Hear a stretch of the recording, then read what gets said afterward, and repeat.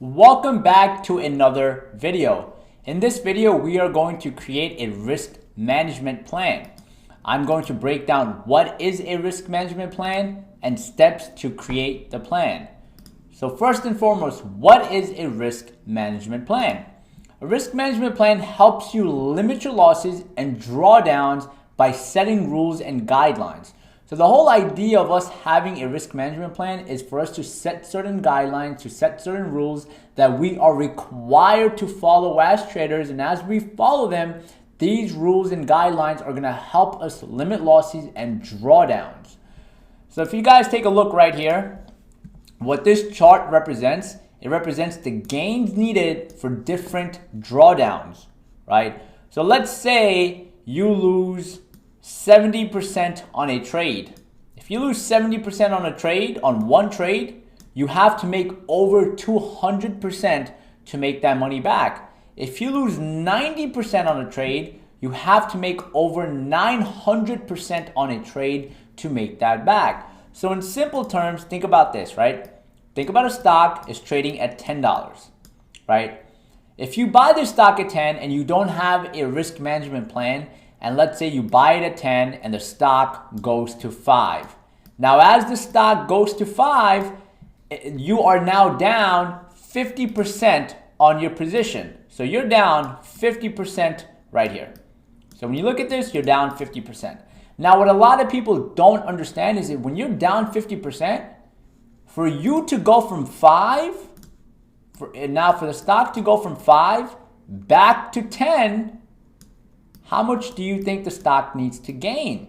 A lot of people get this wrong. A lot of people think that the stock needs to regain 50%.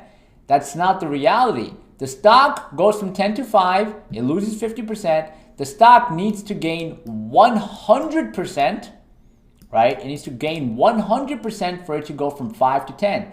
Because remember, for it to go to 5 to 10, it needs to double, right? It needs to go up 100%. But for a stock to go from 10 to 5, it needs to go down only 50%. So understanding that is very important because obviously when you lose money, right, it hits you very, very hard. If you lose 50%, you now have to make 100% to get that back, right? And that's what this chart is showing you, where if you lose 80%, you need to make 400% on a single trade, which is why we need to protect our downside, guys. This is the most important thing. We need to protect our downside, which is why we need to have a risk management plan. And having the plan is not enough, but we need to also follow the plan. So I'm going to show you steps to create your risk management plan so you have a better understanding of the things you need to look at and the things you need to factor in to actually get down to a proper plan, right? First thing you need to do is you need to identify your risk tolerance, and I'm going to break down each one of these points in the upcoming slides. Set realistic goals. Decide how much do you want your reward to risk ratio to be on each trade. Decide how much do you want your risk, how much do you want to risk per your account size, your rules for your plan, and then you track and tune. These are the steps to creating a successful risk management plan, right? Having this plan is extremely important, and once again, having it is one part, but actually implementing it and following it is the main thing, right? So let's go through the first one.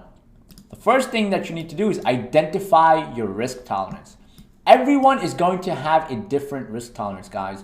You're going to have a different risk tolerance than I am. I'm going to have a different risk tolerance than you are, right? Everyone will have a different risk tolerance. Obviously, if you have a high risk tolerance, you can now go and trade more aggressive trades. You can now and go take on, wild trades, which should obviously be protected. But if you're someone that has very low risk tolerance, you cannot tolerate a lot of risk, you should not be trading stuff that has a lot of risk associated with it. But what you have to understand is the market is filled with risk. Every single thing you touch in the market is going to have risk. There's no such thing as not having risk in the market. Every stock, every option, whatever you trade will have risk associated with it. But some will obviously have more risk and some will have low risk. That depends on you as a person on what you want to select. Do you want to take low risk or do you want to take high risk? Now, obviously, everyone is probably like, why would I want to take high risk? Why not just take low risk on each and every single trade? Because what you have to understand is if you take on low risk, there's low reward. If you take on high risk, there's high reward, right? So this chart showing if you take trades with low risk, right, there's less reward. The higher the risk, the more the reward gets. Now, another argument some people might say is, all right, well, why not take high risk and get the most reward? Because everyone is not built out to take on high risk. Taking on high risk may require you to trade a different way. It may require you to maybe increase your position size. May require you to be aggressive on some trades. And some people are unable to do that. Some people panic. Some people get very fearful. And if you're that person, that's totally fine. You need to understand what your risk tolerance is. How much can you comfortably risk? How much can you risk per trade? How much are you going to risk overall so you can have realistic expectations when you go in the market? Because if you're someone that can't take a lot of risk and you have a hard time with taking a lot of risk, that's fine. There's nothing wrong with that. But now you have to understand that crazy profit amount that you're looking for is not realistic. Because obviously the more risk there is, the more reward there is, but also for the stock to actually get to this point or for you to make this amount of profit, there's also a lower probability. There's also a lower chance. There's a higher chance of this happening, right? But there's not a lot of profit on a low risk, low reward trade, but that's up to you. Once again, you pick and choose what you're comfortable with. And this is something as you go, as you move forward, you get better and better and you identify your personal risk tolerance, right? Now, as we get to number two is setting realistic goals, right? A lot of people enter the markets without having realistic goals, right? They might start off with $100 and they're like, all right, I want to turn my $100 into $10 million in a month. Guys, that's not realistic. I'm sorry, that's not realistic. If you're looking to enter the market with $100 or $1,000 and you're looking to make $100K in like a day or a month or whatever the case may be, that is not realistic, guys, right? You need to understand that. Now, if you start off with 1,000, is there a possibility of you making 100 grand a trade? Yes, but that possibility is probably like 0.00001%. But it's just not realistic. I wouldn't want to take that possibility. I'd want to look at the amount of capital I'm starting with and look at what is the realistic goal. How much can I possibly make? How much am I risking? What is my risk tolerance? How aggressive am I going to be? These things have to be asked, right? So just because you start off with $100 or $20, do not aim at a very high number, right? Before you aim at a very high number, you need to ask these following questions, right? What is the size of my trading account? What is the level of my risk tolerance? What is my trading style? How often will I trade, right? Once again, if you start off with $1,000, right, you can't really expect to make $1,000 every day, right? Just not realistic, right? It's just maybe one day you might luckily, make a 100% ROI trade, but every single day it's just not realistic, right? Now you can be realistic and say, you know what? I am looking to start with 10,000 and I'm looking to make, for argument's sake, let's say $2,000 a month, right?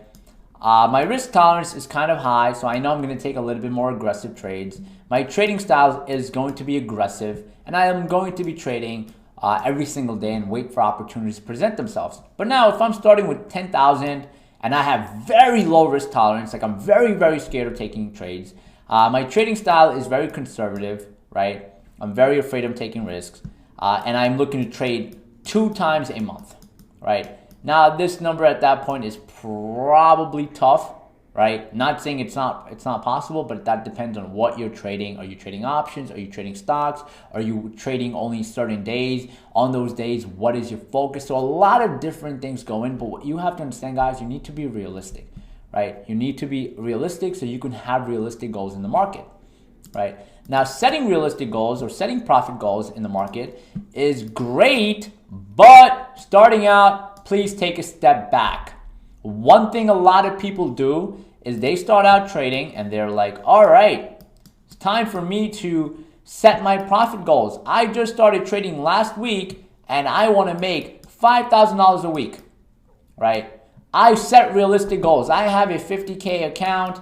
I'm aiming to make 5K a week. I'm going to be aggressive, yada, yada, yada. Great. But starting out, guys, the goal should not be money. This is not what we're focusing on. Once you get to a consistent pattern and you're consistent on understanding where you're right, where you're wrong, what you need to improve on, and your trading learning curve kind of improves, then you can start setting profit goals. But starting out, please do not set any profit goals, because if they are not met, they will discourage you, right? But once you do get to that consistent point, right? And once these should only be set after you have established consistency. You can have a daily goal. What is my daily goal? I am looking to make $500 a week. Even though I'm not personally a big fan of any of these, but some people like to have a measuring stick to kind of measure how they're performing, what they're doing. But this should only be done after you've established consistency. And at times that's after 3 months, 6 months, 5 months. It's not going to be the first week, right? I'm not personally a fan of setting a daily goal of how much I want to make. I do like to have a daily goal of how much I can lose on a max end. My max end, let's say, is 4 grand. If I lose more than 4 grand, I'm like, you know what? Time to cut it off. Get off the computer. Start a new day. But having a daily goal, I'm not a fan of it, just because the way I personally trade is I like to wait for the trades to come to me. So let's say Monday, I might not have any trades that really present themselves. So I might make $0. But if my goal is to make, let's say, $2,000 a day, I know that if I am aiming for 2 grand, subconsciously I'm going to try to make 2 grand even if there's no trade. So if I don't have a daily profit goal, and like I said, this is what I do, this is what I know works for me. If I don't have a daily goal and I don't find a trade, I'm comfortable with walking away with $0, because 0 is better than negative 1,000, negative 2,000, or 3, right? Now Tuesday comes, and let's say Tuesday, there's a lot of opportunity in the market. I see a lot of great setups, great trades. I might make, let's say, 7,000. Now, if I make 7,000, phenomenal. That's great. It maybe surpassed my daily goal, but I traded based on what the market presented. And that's what works for me, once again. And if that's what works for you and that's what you need to do, great, take it from there. But obviously, one thing I do have is a daily max loss of 4,000 to 5,000. Depending on what I'm trading or how I'm trading that day, I like to cut it off at this point, and I'll jump more into that when we get to our actual trading plan. All right.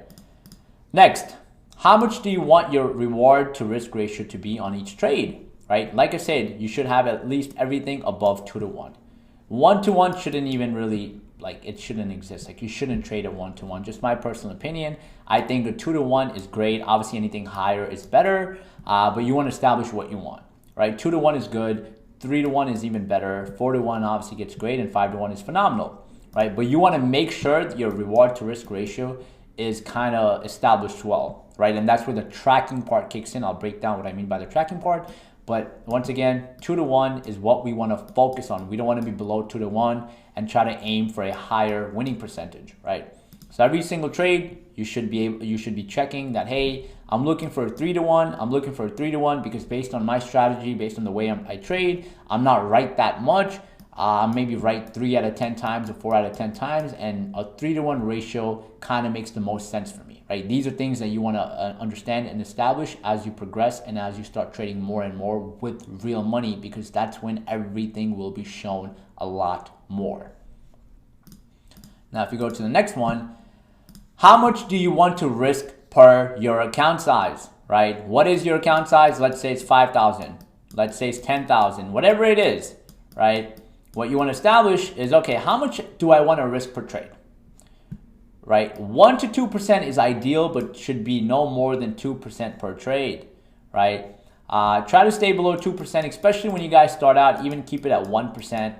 Some people that have been trading for a very long time, keep it at 1%, depending on their account size. It also depends on your risk tolerance. If you have a huge appetite for risk and you can comfortably take on risk, 2% is good, right? But that doesn't mean you should take on 2%, because if you're not that great at trading, your account's gonna burn quicker. But starting out, I recommend staying below 2%.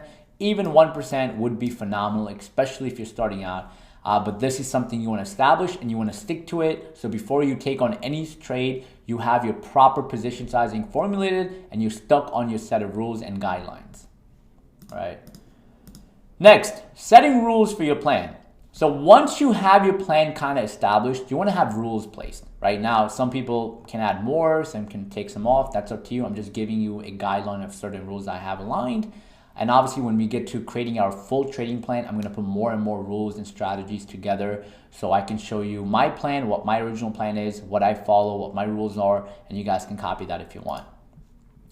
Some rules could be cautious with margin. That, hey, I'm not allowed to touch margin. I don't think I should touch margin. Why? Because I just started, or because I get way ahead of myself, or I am not good with leveraging, or whatever the case is. That's one rule, right? Another rule could be set hard stops. I should not have mental stops. Why shouldn't I have mental stops? Is because when I have mental stops, I usually never follow them. So I need to have hard stops placed when I enter the trade, right? Another is don't enter unless reward to risk is 2-to-1. Every single trade needs to be 2-to-1. I need to be making 2 times more than I'm losing on each and every single trade.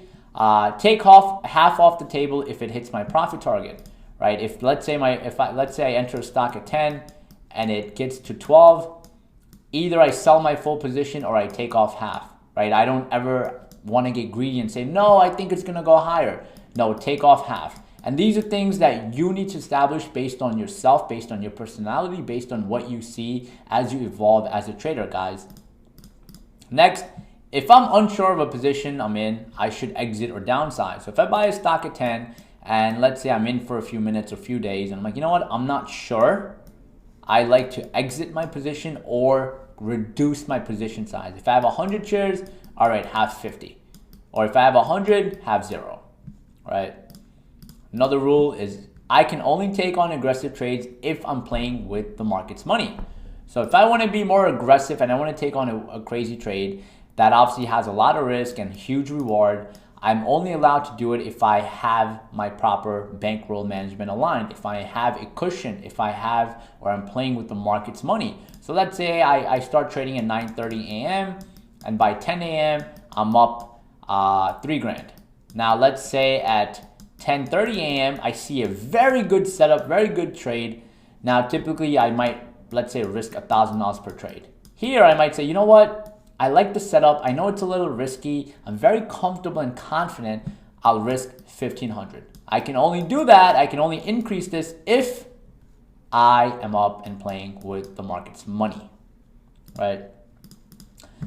Take a step back after 3 losing trades.